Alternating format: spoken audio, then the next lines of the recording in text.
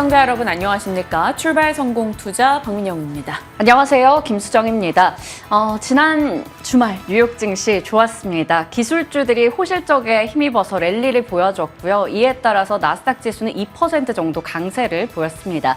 그리고 AI 관련해서 이제 우려가 좀 씻겨 나간 것 같죠. 엔비디아도 6% 올라가고 알파벳 10%대 상승하면서 일단은 시가총액 2조 달러 클럽에 진입하게 됐습니다. 네.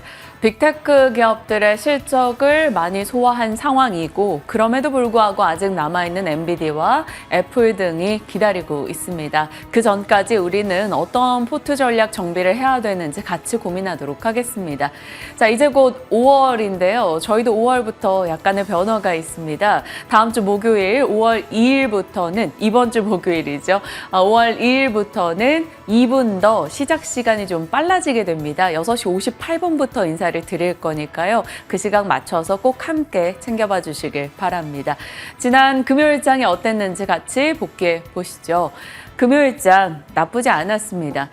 제목을 고민하다가 지수상으로는 그렇게 강했다라고 볼 수는 없으나 나름 좋았기 때문에 불타는 금요일이란 제목을 넣어봤어요. 보통은 요즘 밸류업이 빠지거나 그런 경우 반도체나 2차 전지가 오르고 혹은 밸류업이 오르면 반도체 쪽이 빠지는 나름의 시소 현상을 보였었는데 이날은 반도체와 밸류업이 함께 올라가 주면서 시장에 힘을 좀 실어줬습니다. 코스피 1%, 코스닥은 0.4% 상승했고요. 시장이 강할 수 있었던 여러 요소 등을 짚어보시죠. 마이크로소프트와 알파벳이 뉴욕장 마감 이후 실적 내놓고 시간 외에서 급등 흐름을 나타냈죠. 결국 AI, 반도체, 데이터 센터, 클라우드 이쪽에서 모멘텀을 다시 한번 확인했다라는 인식이 발생했고요. 반도체와 전력 등이 강하기도 했습니다. 그리고 그 전날 급락에 따른 저가 매수로 인해서 외국인의 수급도 유입됐습니다. 외국인이 선택한 것은 삼성전자, 현대차 혹은 실적이 나오는 쪽이었고요. 요즘 실적 얘기하면 조선이나 화장품도 빠지지 않습니다. 중국 경기에 대한 기대감이 많이 좋아지고 있죠. 2월 저점을 중심으로 상해 종합지수가 16%, 홍콩항생이 20% 이상 올라왔습니다. 중국 경기와 부양책에 대한 기대감이 화장품 등을 자극하고 있고요. 실적 쪽에서 조선, 연속성이 상당하죠. 조선 쪽 섹터가 굉장히 강하게 진행되고 있습니다. 거기다가 밸류업 모멘텀이 부각될 때마다 금융주가 강세 흐름 기록하고 있네요. 매크로적으로는 여전히 부담스러운 요소가 많기는 합니다. 미국을 중심으로 경기에 대한 이슈, 금리에 대한 이슈가 계속 나오고 있기 때문이죠. 일단 고금리가 지속될 것이다라는 우려, 그리고 엔저 강달러 속에 환율 부담도 있고요. 원자재 가격도 계속 올라가는 추세입니다. 이러한 것이 부담되긴 하지만 그럼에도 불구하고 실적 전망이 훼손되지 않았다라는 의견이 더 많습니다. 반도체를 중심으로요. 그리고 4월의 흔들림은 매물 소화 과정 정도였다라는 시각도 나오고 있네요. 일단 블룸버그에서 일본은행 통화 정책을 현상대로 유지하기로 한 것은 우리가 지켜봐야 되는 변수다라고 꼽았기 때문에 이 점은 좀 체크해 나가야 될 것 같습니다.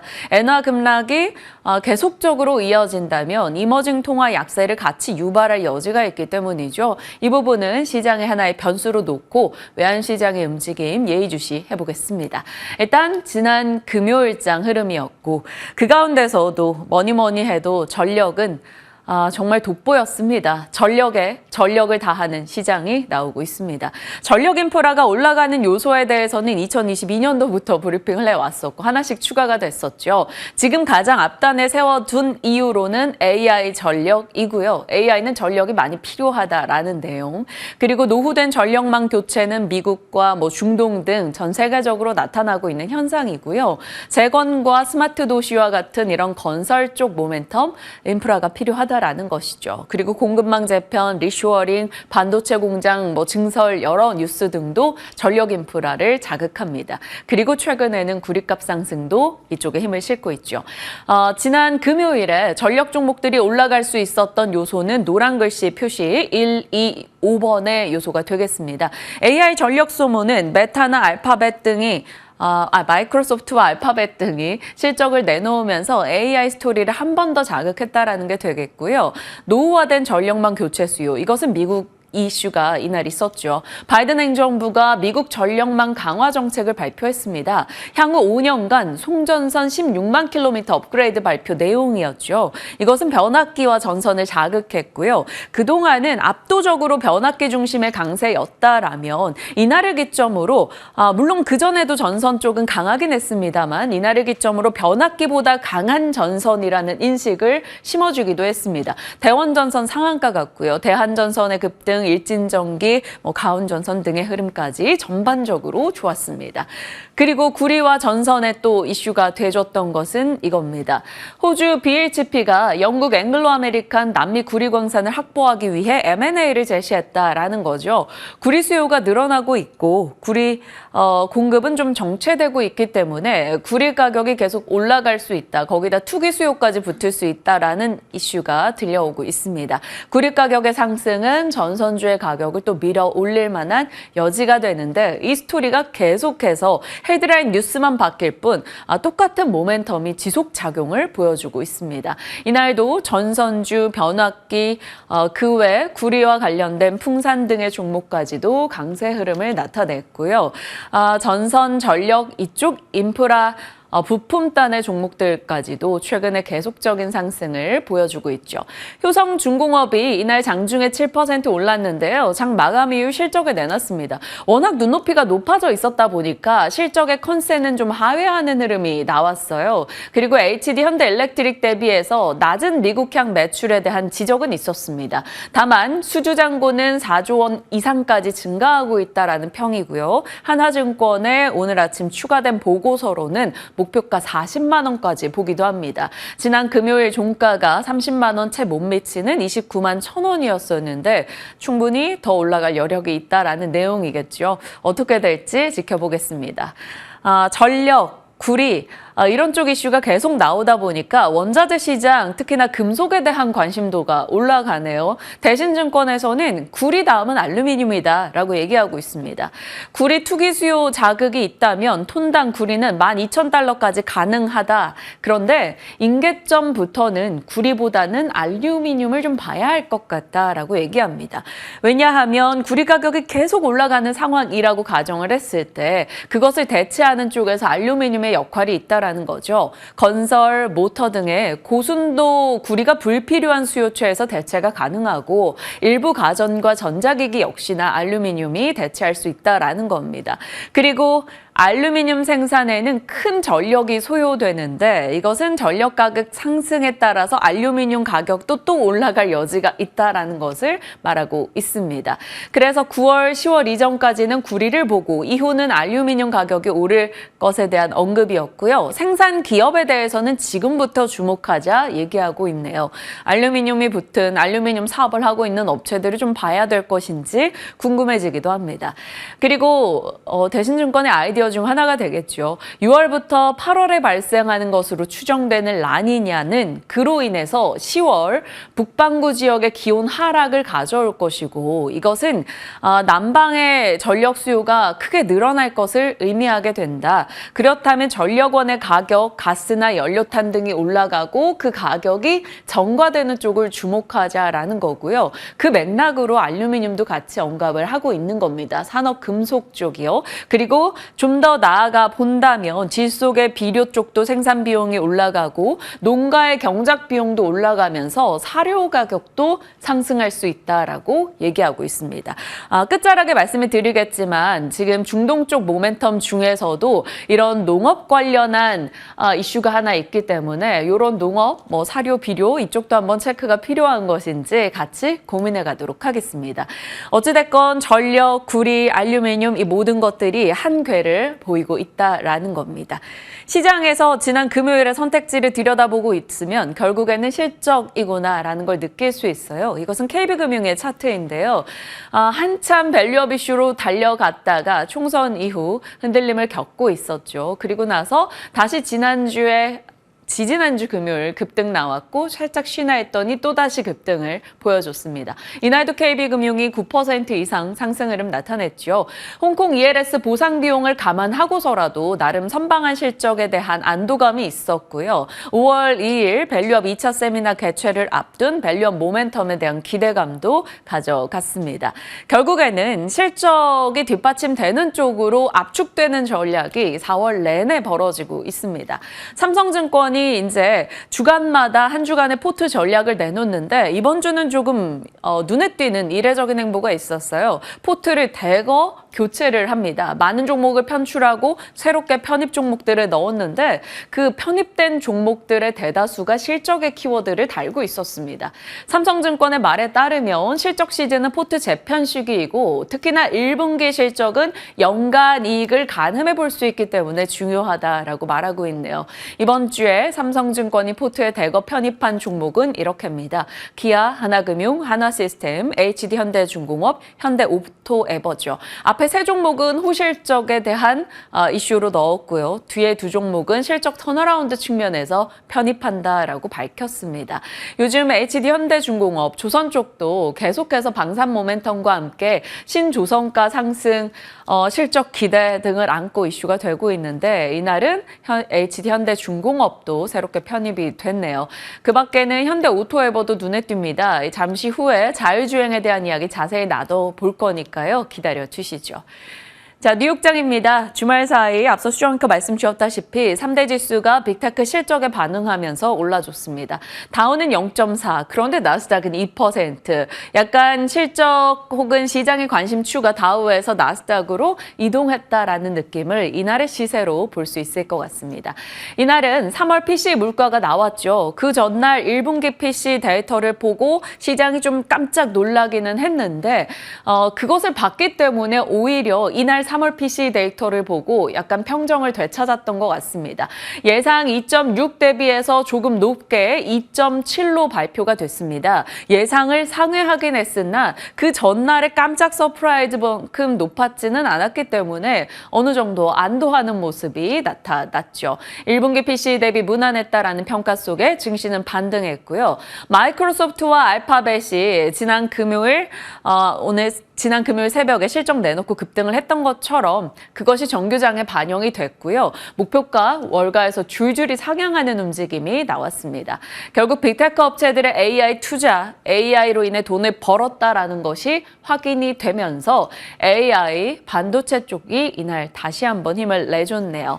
알파벳이 이날 유달리 강했습니다. 마이크로소프트도 한 2% 오르긴 했습니다만 호실적과 첫 배당 소식, 자사주 매입 소식이 힘을 실어줬어요. 신고가 기록하며 시총 2조 달러 진입했고 이날 10% 급등했죠. 빅테크는 AI 투자를 할 거야 라는 것을 확인했기 때문에 엔비디아 비롯한 AI 반도체 생태계 종목들이 좋았습니다. 엔비디아도 이날 6% 급등했어요. 알파벳 클라우드 매출이 늘어나면서 AI 투자 심리가 개선된 영향이고요. 슈퍼마이크로 컴퓨터는 예비치 발표 안 한다고 변동 좀 겪었다가 다시금 그거 거의 다 회복했습니다. 이날도 9% 급등 흐름 보였고요. 다만 인텔이 지난 금요일 새벽에 실적 시간외에서 조금의 실망감을 안겨줬죠. 가이던스 예상 하회했던 영향이었습니다. 인텔은 반도체 상승에 동참하지 못한 채 10% 급락했습니다. 자, 월가에서 러브콜을 쏟아냈습니다. 알파벳과 마이크로소프트에 대해서요. 에버코어는 알파벳 220달러를 외쳤고요. 니덤이나 웨드부시 등에서는 210달러 정도, 그리고 다수가 200달러의 목표가를 제시하기도 했습니다. 기존의 목표가 대비 다 상향 조정하는 흐름이 나왔어요. 기존 목표가 밴드 대비 상향 목표가 밴드가 훨씬 올라간 것을 확인할 수 있습니다. 알파벳이고요.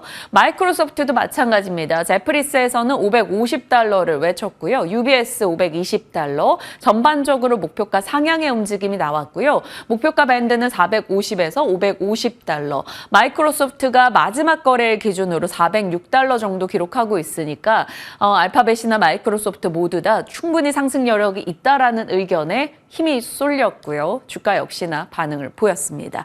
결국 빅테크의 실적으로 인해서 AI 스토리가 다시 한번 부활했고요. 빅테크 종목의 전반적인 강세 그리고 엔비디아 반도체 쪽 인텔을 제외하고 급등했다라는 점 눈에 띄었습니다. 이날 또 마이크론의 보조금 받았다라는 이슈도 있기는 했었죠. 골드만삭스도 흐름이 좋았었는데요. 이쪽에 조금 작게 보이긴 합니다. 1999년도 5월 상장 이후 최고가를 경신했고 이것은 실적 이후에 실적평이 굉장히 좋았었기 때문에 그 효과를 보여줍니다. 결국 국내나 미국이나 반도체와 금융주가 전반적으로 좀 괜찮은 분위기네요. 이날 애플과 테슬라는 하락했죠. 두 종목은 하락했으나 각각의 이슈는 하나씩 던져줬습니다. 애플은 하락했지만 오픈 AI와 아이폰에 탑재하는 AI 기술 협의 이슈를 꺼내들면서 온디바이스 AI를 자극하고 있고요. 테슬라는 하락했지만 자율주행을 자극했습니다. 요즘에 테슬라 이슈 전할 때마다 테슬라가 자극하는 게 2차 전지만이 아니다. 반도체와 자율주행을 같이 자극하고 있다. 이렇게 말씀을 드렸었는데 자율주행 뉴스가 시간 외에서부터 4월 달 계속 나오더니 결국엔 또 FSD로 관심이 집중되는 모양새입니다. 지난 금요일 테슬라가 자극하는 것, 반도체, 자율주행, 2차 전지라는 점을 살폈었는데 주말 사이에 추가가 됐네요. 박앵커의 연결고리로 자율주행 다시 한번 넣어봅니다. 로이터가 먼저 보도했어요. 일론 머스크가 중국에 방문할 예정이다. 자율주행, 완전 자율주행 FSD 중국 출시를 위한 미팅을 할 것 같다라는 고위 관계자 보도를 인용했습니다. 그리고 중국 언론에서 제일제경이나 상관신문 등에서 테슬라 차가 자동차 데이터 처리 사항 안전 요구 검사 상황을 통과했고 중국 시장에서 FSD 추진 일정 기반을 높인 것이다 라며 자율주행에 대한 이슈 중국을 중심으로 빠르게 커지고 있습니다. 결국 중국에서 테슬라가 FSD를 도입할 것이다라는 기대감을 자극하고 있는 거죠. 뿐만 아니라 중국의 바이두도요. 자율주행 부문 총재가 우리는 이미 1억 킬로미터 이상 주행 테스트를 운영했고 다음 목표는 수익을 내는 것이다. 상업화 국면이다. 라고 얘기했습니다. 거기에 현대차 그룹은 이 바이두와 협력해서 커넥티드카라고 하면 쉽게 설명하면 자동차 안에서 인터넷이 된다라고 볼 수 있는 거죠. 그러니까 자율주행에 한 발 더 다가가는 것입니다. 자율주행과 지능형 교통 시스템, 클라우드 컴퓨팅 생태계 함께 구성하겠다라는 뉴스가 나오기도 했습니다. 결국 자율주행에 대한 뉴스가 계속적으로 쏟아지고 있다라는 측면에서 자율주행 종목들 한 번 더 체크가 필요하고요. 앞서 상성증권이 실적 턴어라운드 기대감 속에 편입한 종목이 현대오토에버이기도 합니다. 이 종목도 자율주행, SDB 대표 종목으로서 소프트웨어 쪽이죠. 현대오토에버 관련주로 구분이 가능할 겁니다. 주가상으로는 그렇게 큰 좋은 시세를 내지 못했었는데 관심받는 계기가 될 수 있을지 지켜봐야겠네요. 일단 지난 금요일엔 1.4% 상승했고요.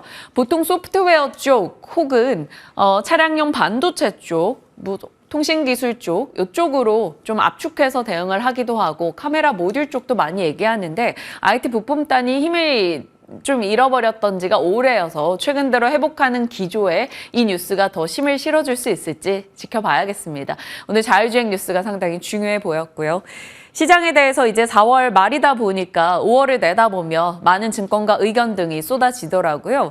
세린메이 5월에 다 팔고 떠나라 라는 증시 격언이 있는데 이것에 대해 NH투자의 반박이 있었습니다. 4월 하락 시에 오히려 서머랠리가 있었다라는 거죠. 과거 통계를 봤을 때 4월이 떨어졌을 때 오히려 7월까지 서머랠리가 있었고 있긴 있는데 그 기간에 좀 압축된 전략을 펼치자라는 겁니다. 미국 위주의 경기 호조는 고금리 고환율 여건을 유지하게 만들 것이고 그러면 그 여건에 잘 견디는 섹터를 보자라고 말하고 있습니다. 반도체, IT 하드웨어, 조선, 화장품, 기계를 꼽고 있네요. 그리고 각 섹터별로도 좀 덜 오른 쪽에 초점을 두고 있습니다. 반도체 쪽은 하이닉스보다 덜 오른 삼성전자, 후공정보다 덜 오른 전공정을 얘기하고 있고요. 방산도 괜찮은데 상대적으로 덜 오른 한국항공우주도 좀 보자라고 얘기하네요. 화장품도 수출 지역 전환 성과를 기대한다. 좀 덜 올랐던 아모레퍼시픽을 얘기하고 있고요. 음식료 쪽도 CJ 제일제당을 언급하고 있습니다. 4월에 변동을 겪었는데 NH투자증권의 의견대로 서머랠리를 기대할 수 있을지 궁금해집니다. 자, 반도체에 대한 의견 등이 많이 나오죠. 한화에서도요. 3월에 반도체 대형주 쏠림 현상이 있었는데 보통 그런 경우는 그 다음 달에 그 쏠림이 완화되면서 순환매가 돈다. 그래서 4월에는 반도체 대형주가 좀 쉬고 순환이 많이 돌았다라는 거죠. 조선, 방산 등등으로요. 그러나 AI 성장은 훼손되지 않았기 때문에 반도체에 관심을 2대, 반도체 중소형주의 비중을 확대하자라고 얘기합니다. 그런데 그렇게 비중이 늘릴 만큼 반도체 중소형주가 못 올랐나? 그건 아닙니다. 많이 올라왔죠. 그럼에도 불구하고 반도체 중소형주를 보자라고 말하고 있는 것은 코스닥 반도체 시총 비중이 16%로 역사적 최고 수준이긴 한데 과거에 헬스케어가 코스닥을 주도할 때 놓고 봤을 때는 그 시총 비중이 40%까지도 갔었다라는 거죠. 그러니까 지금으로서 주도주로 반도체 중소형주 더 갈 여력이 있다라고 얘기합니다. 다만 5월 22일 엔비디아 실적이 있기 때문에 이를 기점으로 대형주 쪽으로 관심을 두게 될 수 있다라고도 얘기하네요. 그리고 밸류업 모멘텀을 놓고 봤을 때 자동차와 은행에 대해서는 지속 관심을 갖자 한화에선 말하고 있습니다. 그 밖에 연결고리로는 반도체 뉴스가 또 쏟아졌어요. 다만 다 단독이 달렸다라는 것은 조금 주의할 필요는 있어 보입니다. 메모리 슈퍼사이클이 올 거다. SK하이닉스가 청주 공장 이외에도 추가 투자를 검토하고 있다라는 뉴스가 나왔어요. 반도체 전반에 대한 모멘텀을 강화하는 뉴스고요. 이재용 회장이 EUV 핵심 부품을 생산하는 독일 자이언스 CEO와 만났다라고 얘기합니다. EUV 쪽을 자극할지 보시죠. EUV, SNS텍, 동진 세미캠 등등이 있을 거고요. 지난 금요일 시간회에서 유리기판주가 강했는데 이 뉴스였습니다. 2026년에 양산할 것으로 보이는 삼성전기의 유리기판, 캠트로닉스 등과 동행한다라는 내용이 있었어요. 기존에 보여드렸던 유리기판 밸류체인은 이 정도이고요. 시간외에서 피롭틱스, 인텍플러스 혹은 HB테크놀로지, 캠트로닉스, YC캠 등이 모두 다 강하기도 했습니다. 유리기판이 한 자리 차지하고 계속할지 보시죠. 아랍에미리트 대통령이 5월 중순에 방한한다라는 단독 뉴스가 있었어요. 원래 작년 10월에 방한 예정이었었는데 여러 가지 중동 분쟁 이슈로 인해서 이게 좀 늦춰졌죠. 기존에 작년에 우리와 함께 얘기를 나눴던 41조의 투자 계획이 집행이 될 것인지가 좀 중요합니다. 원전과 방산 쪽의 모멘텀 받아갈 수 있는 내용이고요. 그 밖에 이 중동 국부펀드와 함께 개별 접촉한 기업들에 대한 얘기도 나와요. 카카오와 삼성바이오로직스, CJ, 그리고 우듬지판이나 그린플러스. 왜냐하면 작년에 이제 중동 아랍에미리트와 우리가 협력하는 부분에 농업도 들어가 있었기 때문에 관련 종목들이 좀 언급이 되고 있습니다. 위메이드도 중동 자금이 꽤 많이 들어와 있는 기업 중에 하나이죠. 그래서 관심주로 같이 넣어봤습니다. 나만 있는 일정이라 쓰고 변수라고 읽는다. 이번 주 일정인데 보시다시피 실적입니다. 한국과 미국 등에서도 실적이 쏟아질 예정이고요. 오늘은 3월 관광 통계 발표 앞두고 있죠. 그리고 국내 기업들 실적 이 정도 체크하시죠. 이번 주는 아마존, 일라이릴리, 애플 실적 중요하고요. 우리가 쉬는 때 FOMC 회의 결과도 나오게 될 겁니다. 그리고 목요일이죠. 한국 기업 밸류업 가이드라인이 발표됩니다. 이 부분도 꼭 중요한 시장의 변수 되겠죠. 그 밖에는 실적들 꼭 잘 체크하시고요. 여러 일정들에 대해서는 매일매일 같이 업데이트해 나가겠습니다. 5월과 7월의 이벤트, 엔비디아 쪽에서도 H200 출시 이벤트나 실적 있고요. 애플은 5월 7일 애플 스페셜 이벤트 있습니다. 여기서 아이패드 프로 신제품 공개 이슈 있죠. 6월 달에 개발자 회의, MS 쪽 마이크로소프트는 일정이 많으니까요. 각각 맞춰서 점검하시고요. 섹터로 봤을 때는 5월부터 해서 이제 우주항공 쪽, 이제 우주항공청 뉴스부터 일정이 굉장히 많습니다. 자동차, 자율주행 모멘텀도 자리하고 있죠. 결국 자율주행 하는데 자율주행 되려면 저궤도 위성 얘기 나올 수밖에 없어서 우주항공 이슈도 꾸준히 체크가 필요합니다. 그 밖에 바이오는 아스코 이벤트 기억해 보시죠.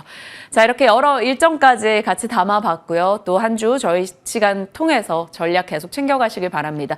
오늘 섹터 뉴스 어떤 걸로 잡아주셨나요? 네, 앞서 실적 관련해서 화장품이나 조선 쪽 언급해 주셨는데요. 오늘 화장품주 또 준비해 봤습니다.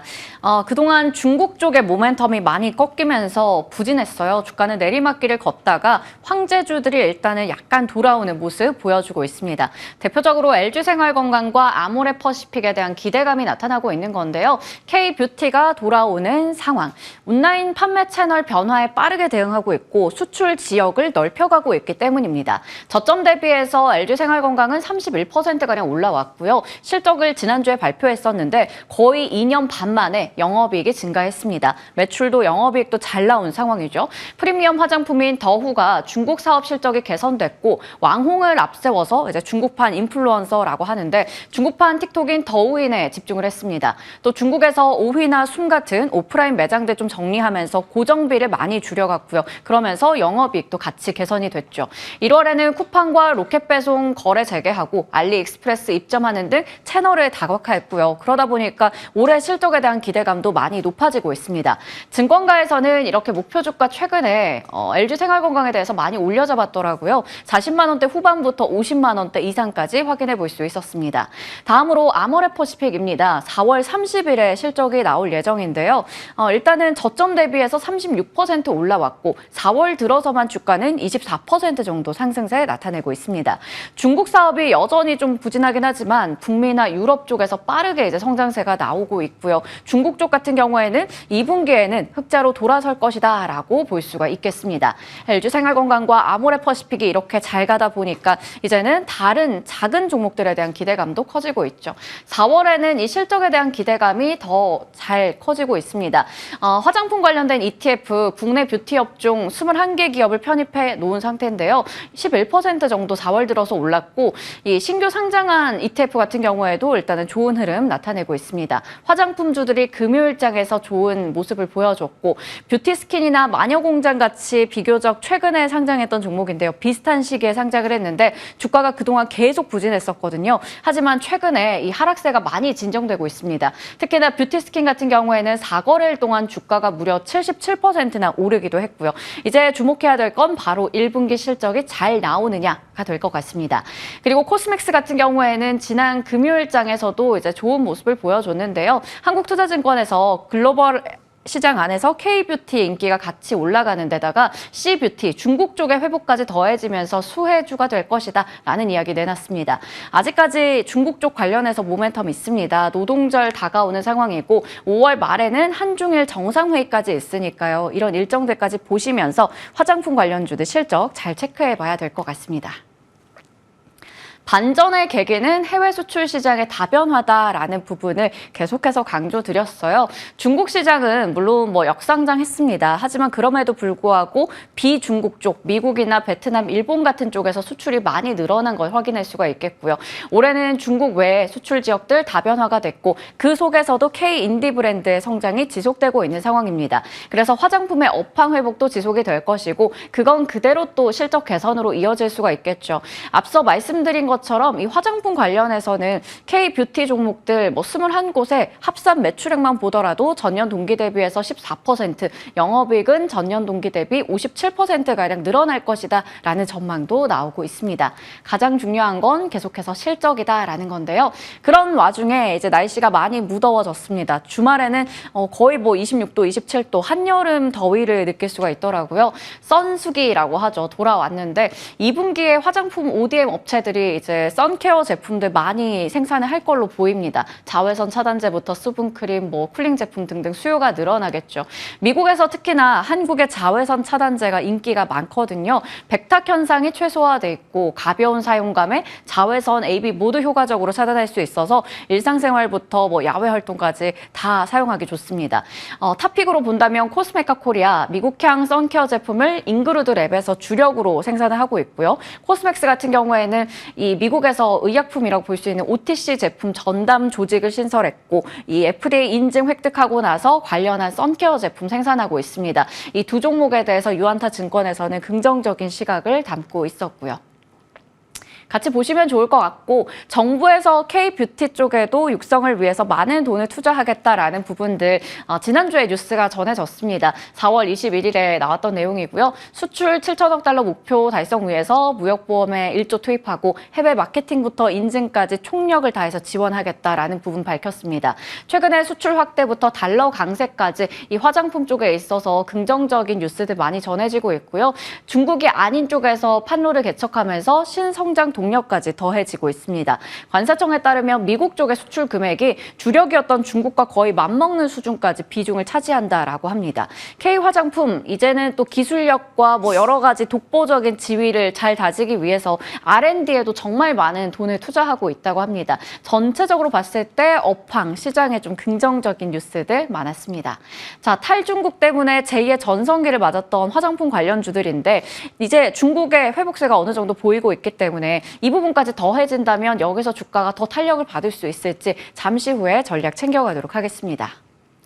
자, 수앵커의 또 보기입니다. 3월 말에 선익 시스템이 BOE 향으로 해서 이 8세대 OLED 쪽에 뭐 생산할 수 있다 이러한 뉴스 좀 전해드렸었거든요. OLED 관련해서 브리핑하면서. 근데 이번 또 금요일에 여기에 이제 공급 확정됐다라는 소식 나오면서 상한가 기록했습니다. 선익 시스템 상한가 기록했고 최대 주주인 동아엘텍 16% 올라갔고요. 함께 또 OLED 쪽 이제 공급하기로 되어 있는 아바코도 같이 올라갔습니다. LG 디스플레이 주가는 좀 처참하지만 최근에 이렇게 보시는 것처럼 나머지 작은 쪽, 이 이슈가 있는 쪽은 주가가 좋았다라는 게 확인되고 있고요. 이번 이 OLED 쪽에 공급이 확정됐다라는 거에 시사점도 몇 가지 볼 수 있는데 일본의 캐논 토키 독점 구도를 깨트렸다라는 점이 있겠고요. 이 동사의 기술력이 아무래도 애플의 기준을 충족했다. 5월에 애플 쪽에서 신제품 나올 예정인데 거기에 기존의 삼성이나 LG 디스플레이에서 좀 수요를 못 맞출 거다 이런 뉴스도 있었거든요. 그런데 이 선익 시스템이 거기에 이제 충족했다라는 뉴스 나왔고요. LG 디스플레이뿐만 아니라 중국의 비전옥스 같은 다른 디스플레이 쪽으로 이게 좋은 선례가 되면서 확산이 될 수 있다라는 전망도 나오고 있습니다. 함께 보시면 좋을 것 같아서 준비해봤습니다. 네. 더보기, 또보기에서 나오는 내용들 시세 잘 체크해 보시길 바랍니다. 그리고 주요 섹터에 대한 브리핑까지 같이 전달했고요. 이에 맞춤한 전략도 고민하겠습니다. 지금부터 함께 하시죠.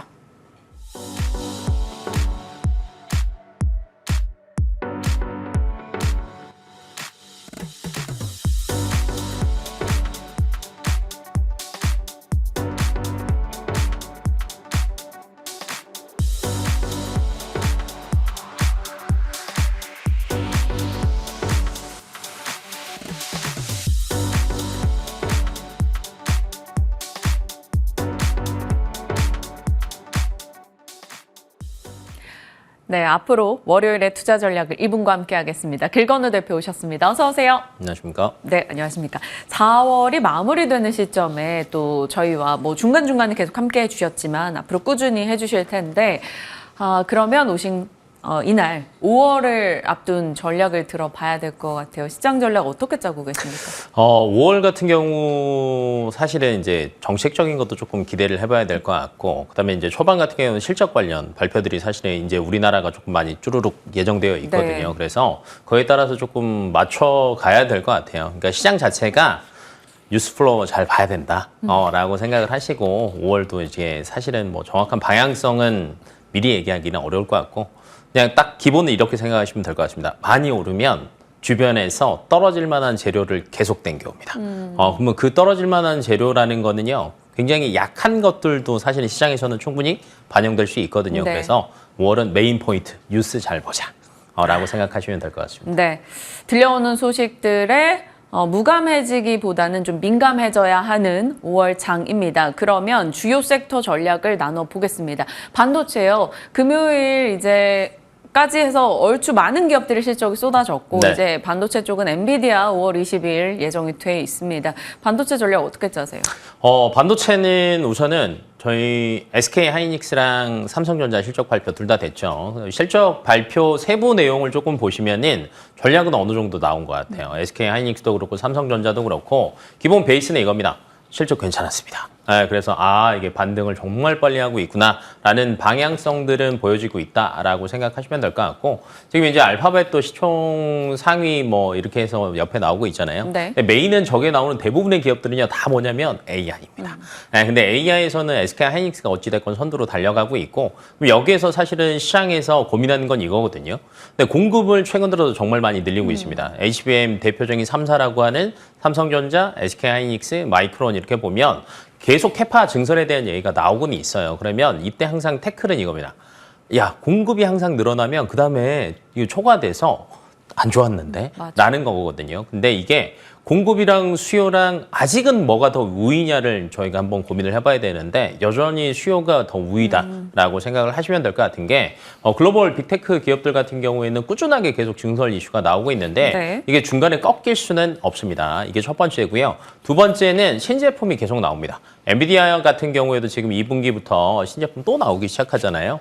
AMD도 또 3분기에 또 나오거든요. 그러면 지금은 HBM3를 주력으로 해서 제품을 생산하고 있지만 3E까지도 지금 올해 또 예정되어 있는 것까지 본다라고 하면 사실은 이게 굳이 수요에 대해서 공급에 대해서 아직 뭐 굳이 피크아웃을 얘기하기는 네. 아직 멀었다라는 관점으로 본다라고 하면 반도체는 굳이 뭐 이렇게 기간을 정하는 것보다는 그냥 꾸준히 저희가 봐야 되고 사실 이제 아까 뉴스 민감하게 보자라고 했는데 어느 정도 또 올라가면 거기에서 또 주가를 어느 정도 반납하는 구간이 분명히 옵니다. 그러면 신규로 진입하시는 분들 같은 경우에는 그 구간을 항상 주요 노려보자. 노림수로 보셔야 되지 않을까 싶습니다. 그러면 반도체 내에서 압축을 해보면요. 네. 뭐 하이닉스, 뭐 삼성전자 혹은 네. 한미반도체 어디로 가실지 두산 테스라 뭐 이런 종목. 최근 들어서 근데 사실 많이 올랐죠. 네. 그러면 이제 그 친구들이 뭐 단기적으로 볼 때 방향성이 꺾인다라는 건 없겠지만 그래도 덜 오른 것들에 관심을 조금 둬야 될 시기로 봐요. 특히 이제 캐파 증설을 한다라고 하면 지금 SK 하이닉스에서도 청주 신규 팹에 네. 거의 20조 원 투자한다라고 얘기를 했거든요. 그러면 장비만 할당된 게 거의 10조 정도 됩니다. 그러면 이 장비에 들어가는 기업들 같은 경우 최근에 주가 너무 안 좋았습니다. 그러니까 대부분 후공정, 한미반도체 하면 대부분 저희가 이제 후공정 얘기를 네. 생각을 하잖아요. 그러니까 전공정 기업들이 주가가 최근 들어서 많이 회복은 했지만 후공정 기업들이나 HBM 관련 기업들에 비하면 많이 못 갔거든요. 그러면 앞으로는 전공정 기업들에서 수주 이슈들 굉장히 많이 나올 거예요. 그러면 미리 조금 보고 계시는 게 좋지 않을까 싶습니다. 반도체 전공정 장비주들 일단 압축해서 놓고 미리 좀 기다려보는 전략으로 가겠습니다. 시장과 반도체 섹터에 대한 이야기였고요. 다음은 자율주행 코멘트 여쭤보고 싶어요. 테슬라는 이제 지난 마지막 거래를 하락했습니다만 주말 사이 일론 머스크가 바쁘게 중국에 가서 만남을 취했고 FSD 관련한 모멘텀을 쏟아졌어요. 그래서 오늘 테마단의 주인공은 자율주행인가? 라는 기대를 갖게 하는데 어떻게 생각하세요? 저번 주부터 방향성은 조금 나온 것 같아요. 그러니까 테슬라 실적 안 좋다라고 발표가 됐음에도 불구하고 시간에서 주가는 많이 올랐거든요. 네. 왜 올랐냐를 따져본다라고 하면 메인은 두 가지였습니다. 로보택시. 내년 상반기 때 모델 2 나온다. 그다음에 자율주행한다. 근데 이 자율주행으로 진행되는 로보택시 나온다. 로보택시 나온다. 이거였거든요. 그러면은 여기에서 모델 2는 아직이니까 그러면 뭐가 더 영향을 많이 미쳤다라고 따져본다라고 하면 저는 자율주행 같아요. 네, 그러면 자율주행의 메인 포커스는 이겁니다. 사실은 자율주행이 잘 가려면 두 가지 요건이 충족이 돼야 되거든요. 첫 번째는 최근 들어서 자율주행 같은 경우 레벨 3에 대해서 얘기를 하잖아요. 그러면 레벨 3는 뭐냐면 레벨 2는 운전자가 어느 정도 개입을 하는 거고요. 레벨 3부터는 넘겨주는 겁니다. 자동차나 AI한테 내 권한을 넘겨주는 건데 AI에 대한 캐파를 어느 정도 따라가고 있고 학습을 얼마나 잘하고 있냐가 굉장히 중요해요. 근데 실적 발표 때 나왔던 얘기가 뭐였냐면 야 우리 A10 많이 확보했다. 네, 그래서 연말까지 해갖고 뭐 8만 5천 장 정도 확보한다라고 하면 충분하다. 그러니까 이런 자신감이 어디에서 나왔냐면 내가 없더라도 자율주행은 된다. 라는 게 어느 정도 나왔다라고 생각하시면 될 것 같고 네. 두 번째는 많은 학습에 대한 데이터가 있어야 됩니다. 그러면 FSD, 자율주행 관련해서 누적 마일수 제일 높은 데가 어디냐? 따져본다라고 하면 테슬라밖에 없거든요. 네. 그러니까 이 박자가 맞기 때문에 조금 이게 가시권에 들어왔다라고 얘기할까요? 그래서 자율주행 테마 꾸준하게 보셔야 되지 않을까. 그러면 테마로 봤을 때도 좀 종목을 압축해 주시면. 종목은 크게 보면은 이제 하드웨어냐 소프트웨어 네. 맞지 않아요. 근데 이제 보면은 저는 하드웨어 쪽이 맞는 것 같아요. 왜 그러냐면 추론을 하는 거는 테슬라에서 저희가 할 건 없거든요. 그러면 카메라입니다. 카메라. 네, 그러면 카메라 관련된 뭐 프론티어 삼성 이런 전기 건가요? 있고 업트론테 프론텍. 있고 뭐 이런 기업들 같은 경우가 아마 이번 주에 주가가 굉장히 좋을 것 같습니다. 네. 지켜보겠습니다. 삼성전기와 또 유리기판 이슈도 같이 있다 보니까 네. 꾸준하게 관심 놓고 가죠. 다음은 이제 화장품 섹터, 뭐 뷰티 쪽은 쇼앵커가 꽉 잡고 브리핑을 해주고 있어요. 그래서 앞서 이제 화장품에 대한 이야기 자세히 잡아줬고 요즘 중국 경기 모멘텀도 같이 받아가고 있고 실적도 괜찮습니다. 네. 화장품은 어떤 기업들 좋아 보이세요? 화장품도 이게 딱 섹터가 나눠지는 것 같아요. 화장품 K-뷰티 처음 얘기에 나왔을 때는요. 중소형주가 너무 잘 갔습니다. 근데 그때는 이제 대형주 다 쉬었어요. 네. 왜냐하면 중국향 매출의 비중이 제일 높은 게 사실은 대형주였거든요. 오래 쉬었습니다. 네, 근데 그 다음에 나왔던 게 여러 군데 퍼져나니까 ODM 관련주들이 네. 또 이제 빵 터졌어요. 그리고 화장품이 잠깐 쉬었는데 최근에 중국 쪽 이슈가 괜찮아요. 그러니까 뭐 역대 수출 많이 늘어나고 있다라는 것도 있지만 중국 쪽에서 어찌됐건 저점 딛고 올라가고 있다라는 건데 LG 생건에서 실적 발표했을 때 살짝 나왔습니다. 근데 내일 아모레퍼시픽이 또 네. 실적 발표합니다. 내일에서도 아모레퍼시픽도 뭐 시장 예상치로는 괜찮게 나올 것으로 예상을 하는데 거기에 부합하거나 그보다 조금 더 높게 나온다라고 하면 시장 자체는 대형주로 많이 쏠릴 수 있어요. 야 이제 중국에도 매출 올라갈 수 있구나라는 관점. 두 번째는 중국 쪽이 아직 그래도 살아날 기미는 있지만 아직 네. 그렇게 크게 반등하는 건 아니거든요. 그렇다라고 하면 여전히 중국 외 지역을 보는 건 맞다. 그러면 이 안에서 뭘 봐야 되냐라는 건데 중소형주는 사실은 너무 이 유행을 많이 탑니다. 맞아요. 마녀공장 쭉 갔다가 그다음 VT 갔다가 이렇게 너무 많이 순환을 돌거든요. 근데 얘네들이 다시 올 거냐? 조금 어려울 수도 있어요. 근데 여기에 순환을 안 타는 애가 있습니다. ODM 관련주들 같은 경우에는 여전히 순환을 안 타고요. 앞에서는 이제 코스맥스 코리아랑 코스맥스, 코스메카 코리아랑 코스맥스 네. 말씀을 했었는데 저는 그쪽 방향이 맞는 것 같아요. 왜냐하면 미국 쪽에서 지금 시기 자체도 선 제품 많이 늘어나는 시기이기도 하고 최근에 이제 뭐 중소형주들 같은 경우에도 미국 쪽에서 인기가 더 많아지고 있거든요. 네. 그래서 그런 측면에서 본다라고 하면 ODM, 내일 실적, 향방 보고 대형주. 네, 두 가지 좋습니다. 보시면 될 것 같습니다. 내일 아모레퍼시픽 실적도 섹터에 좀 중요한 분기가 될 것 같네요. 그리고 코스맥스 뭐 이런 ODM 업체들도 얘기 주셨는데 탑픽 종목으로 오늘 코스맥스 주셨다고요? 네, 코스맥스. 얘기해 주세요. 네, 코스맥스 같은 경우는 앞에서는 이제 제가 어느 정도 얘기는 했지만 비중국 쪽에 대한 수요도 따라갈 수 있고요. 그다음에 미국 쪽에서 최근 들어서 선 제품 인기도 많고 중소형주들 신규로 많이 런칭들을 많이 하는데 결론은 이제 코스맥스에 그 말 그대로 수주를 넣어서 제품을 받는 기업들이 굉장히 많아지고 있다라는 점에서 볼 때 저는 나쁘지 않을 것 같아요. 그러니까 미국 쪽에 최근 들어서 많이 늘어나고 있고 중국에도 사실은 조인트 벤처 있습니다. 이센이라고 하는 네. 중국 쪽 조인트 벤처가 있는데 최근에 이쪽에 대한 뭐 주가가 괜찮아요. 매출 상승분에 대한 기대감도 굉장히 높다 보니까 비중국 높아지고 있고 중국 살아나고 있다.